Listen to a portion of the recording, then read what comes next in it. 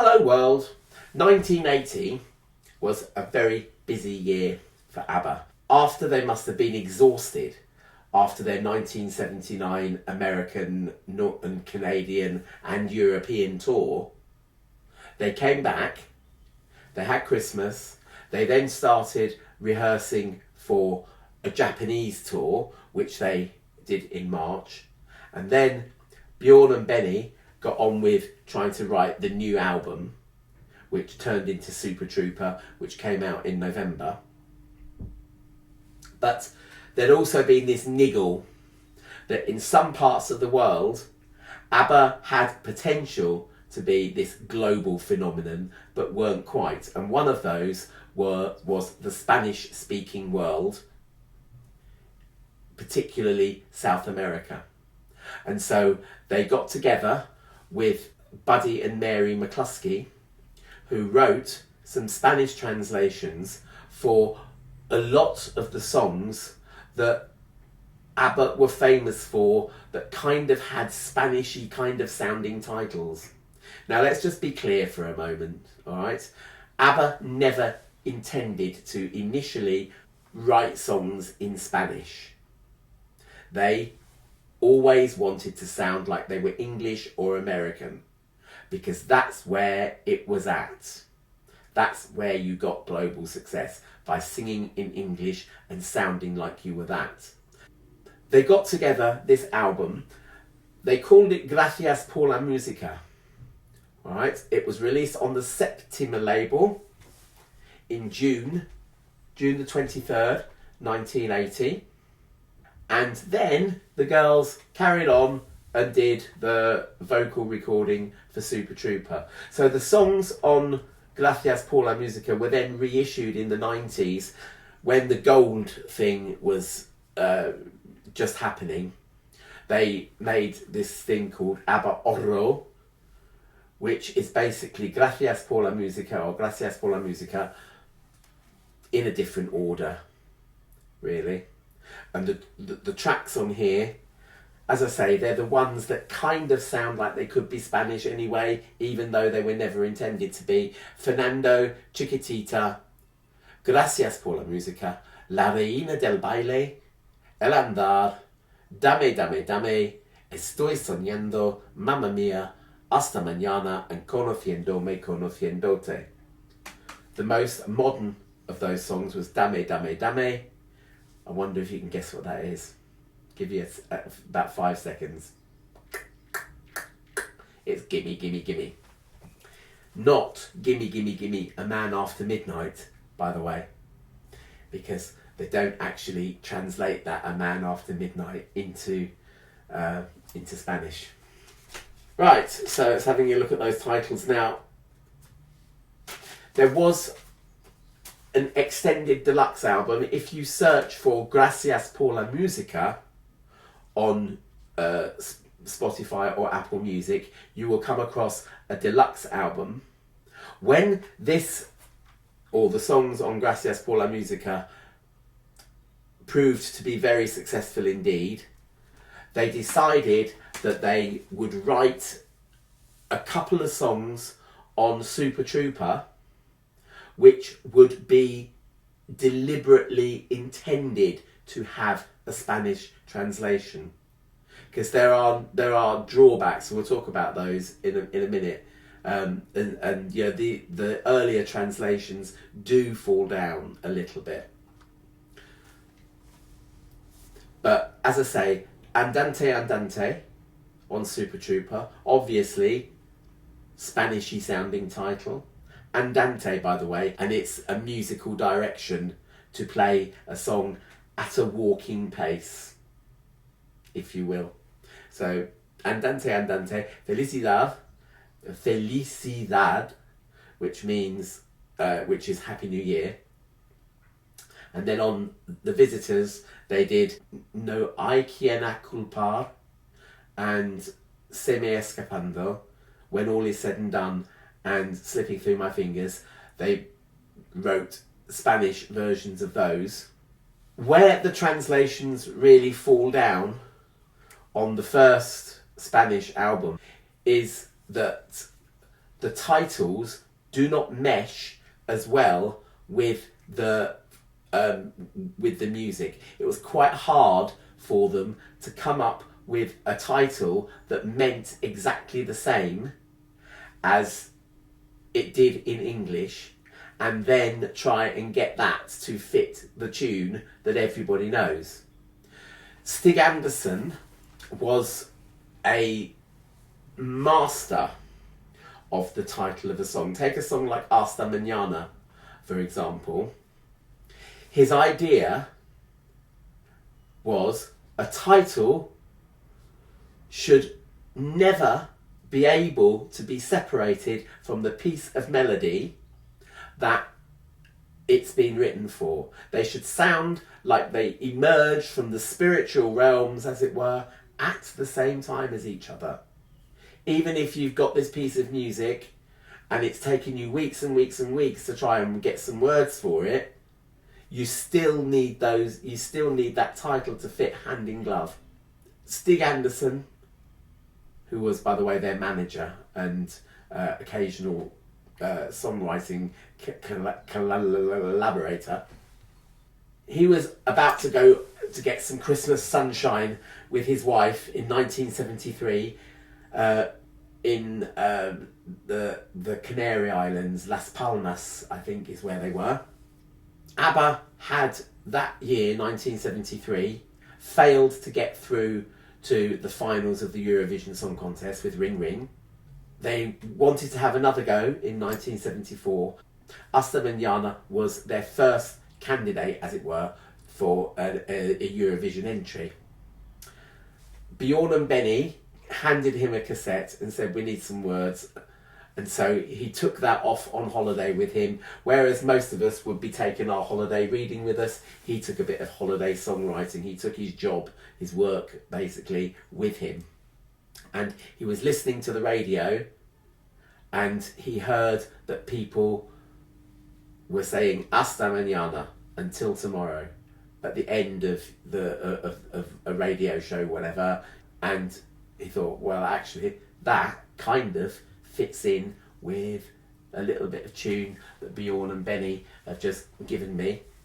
And so he wrote some words with the title Hasta Mañana, screamed them down the telephone to Sweden for Bjorn and Benny to sort of do some work on themselves, as it were, over Christmas. So if we look at a song like Fernando, for example, which is also appears on this album in Spanish, right? Fernando has got a Swedish version, an English version, and a Spanish version. Now, the Swedish version was written first. The English version has a completely different storyline to Frida's Swedish version. And then the Spanish version, as I say, was written for this album in 1980. In each of the versions, you know exactly where Fernando is going to come. It always has that same little bit of melody that goes with it. So, you know, you can sing da-da-dum-da-dum, Fernando, da-da-dum, da-dum, da-dum, da-dum, da-dum, da-dum, and da-da-da-da-da-da-dum, Fernando.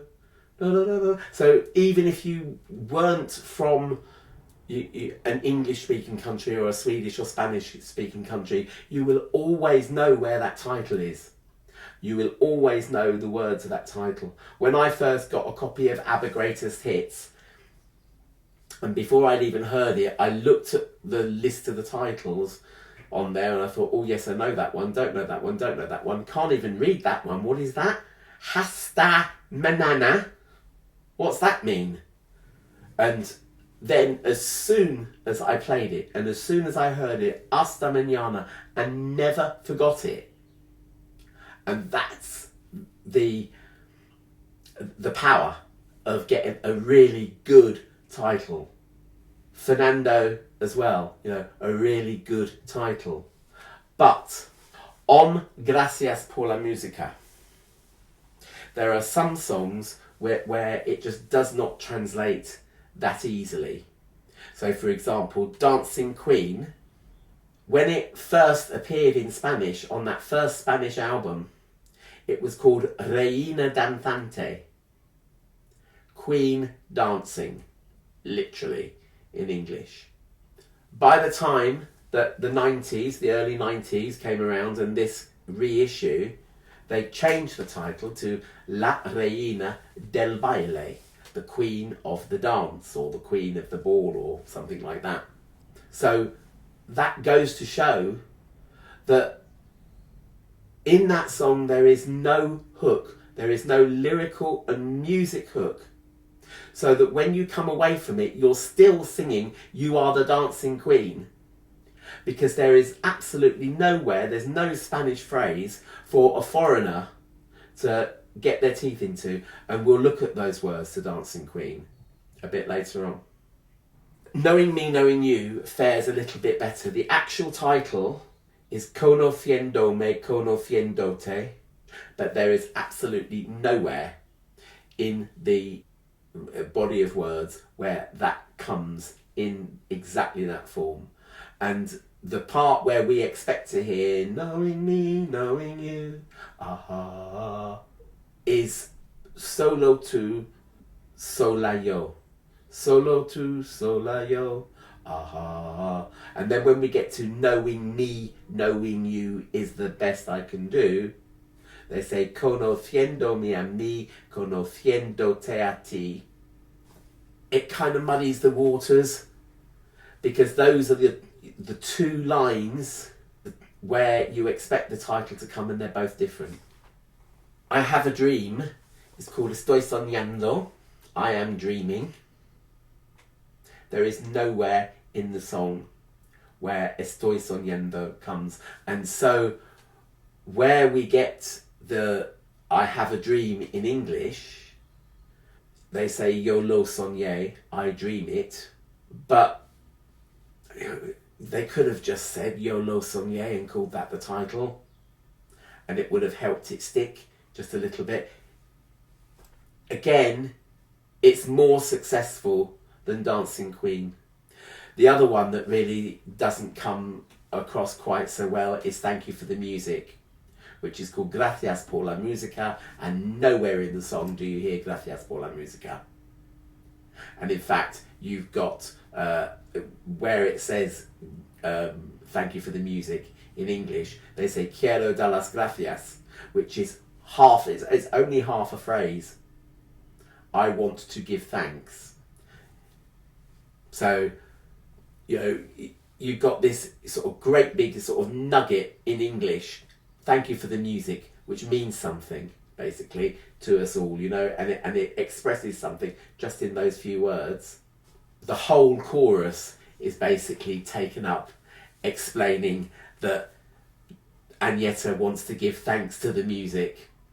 It's something like quiero dar las gracias a las canciones que transmiten emociones. Right? I want to give thanks to the songs that show emotions or convey emotions.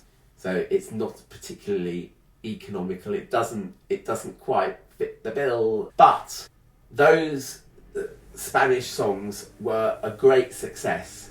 As I say, so much so that they inspired Bjorn and Benny to create some more tailor-made songs that would sort of stand up better as translations in Spanish.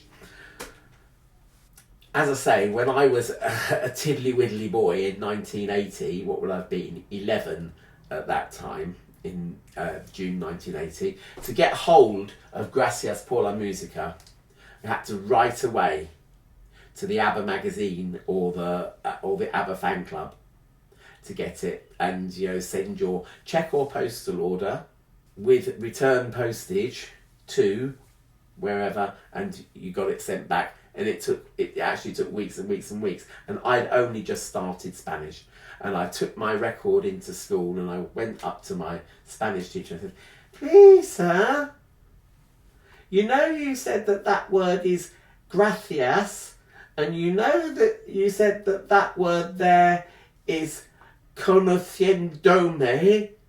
Well, why do they ABBA say gracias and conociendome? It didn't sound quite as stupid as that. I might have done actually. And he explained that Spanish as spoken in Spain has a different dialect from Spanish as spoken in Latin America. And so if you want to sing along with ABBA in Spanish, it's as well to know the difference. So I've just created just a couple of slides here just to show the key differences. They won't take long to show you. I've got a little bit of Dancing Queen to look at, and then I'm going to leave you with some modern singers who sing, you know, Spanish as spoken in Spain. So I'll be back in a mo. So Spanish as spoken in Spain sounds different from Spanish as spoken in Latin America. And this needs to be borne in mind because particularly if you're from the UK and you're learning Spanish, then you're going to be taught the Spanish pronunciation. And then when you hear ABBA, you're going to think, oh, sounds a bit different. So here's just a few key differences to listen out for.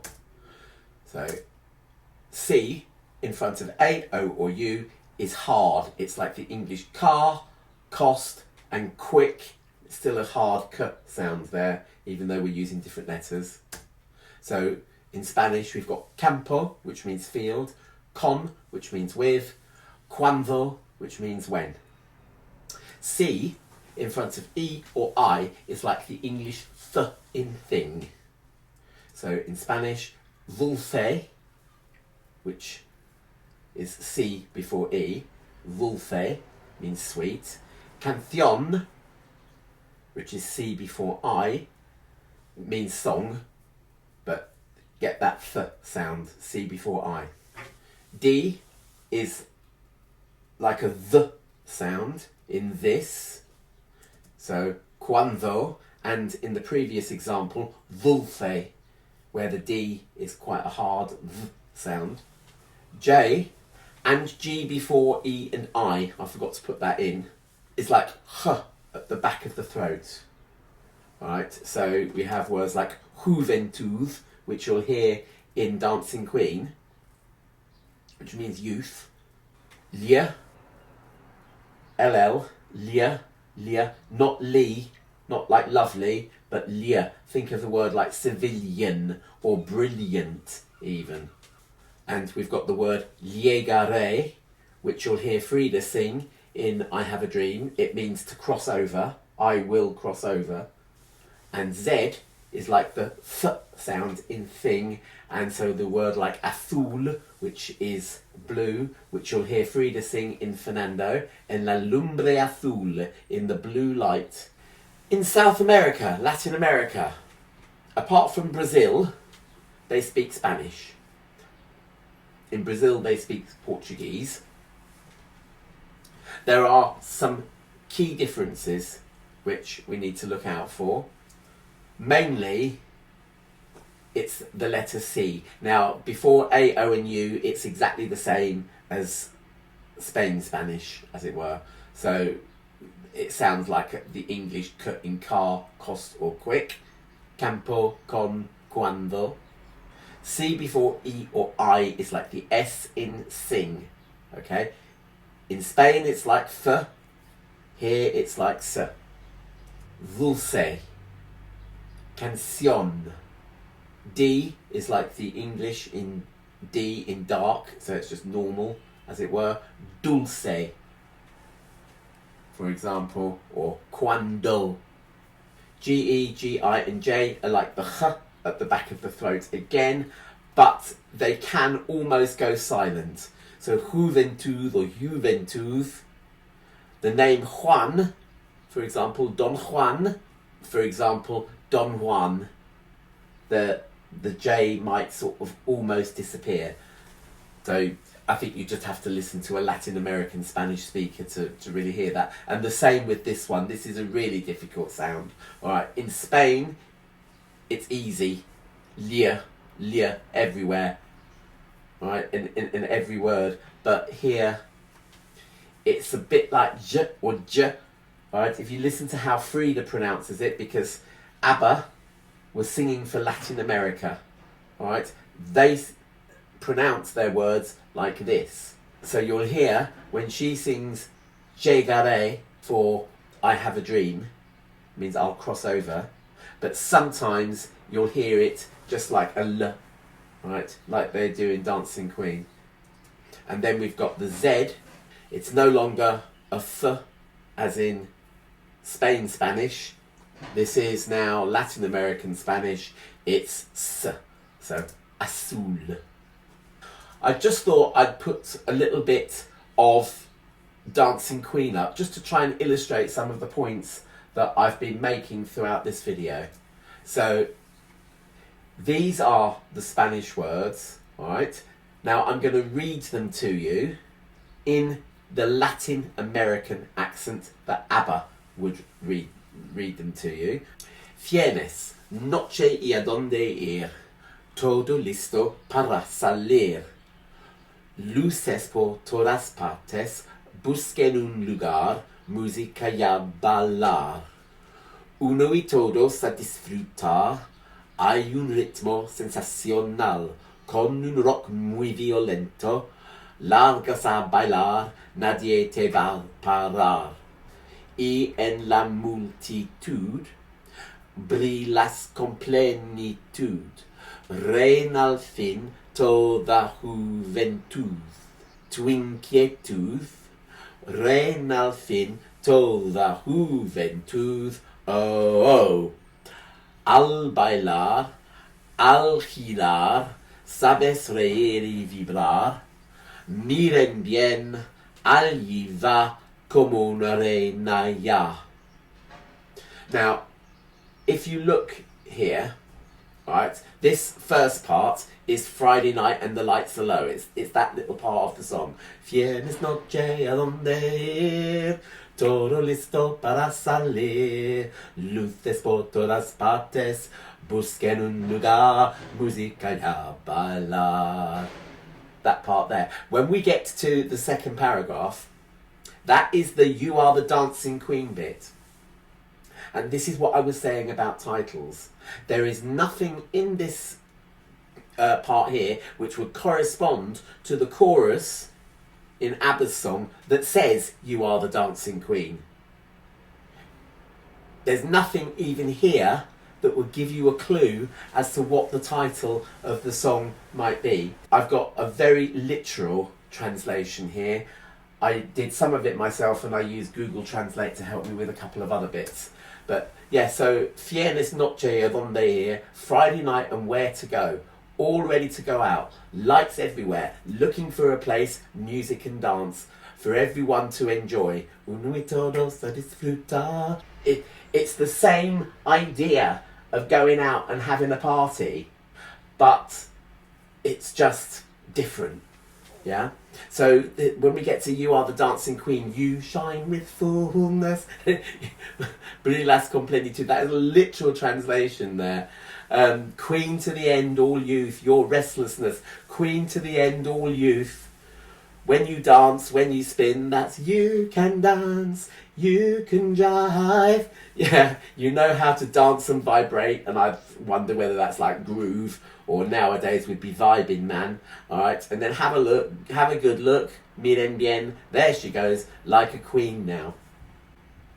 So it all fits in Spanish, but in a sense, there's some of the little English nuances, like the actual loneliness of the Dancing Queen, that she's going out on a Friday, she's going to dance with someone, but she's going to come home alone.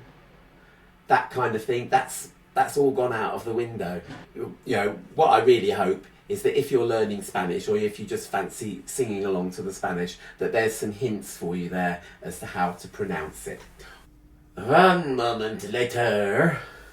Right, just a couple of examples of some current Spanish singers who are popular in Spain, just in case you fancy listening to them. And I really do think that, you know, particularly one of these is brilliant. There's a guy called Paul Granch, P-O-L, I'll write his name on there somewhere, but P-O-L-G-R-A-N-C-H.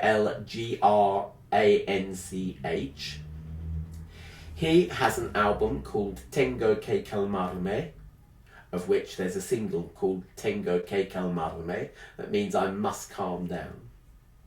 He also, his most recent single is called No Pegamos, we don't hit, literally. I think, looking at the words, we don't gel. It's amazingly catchy.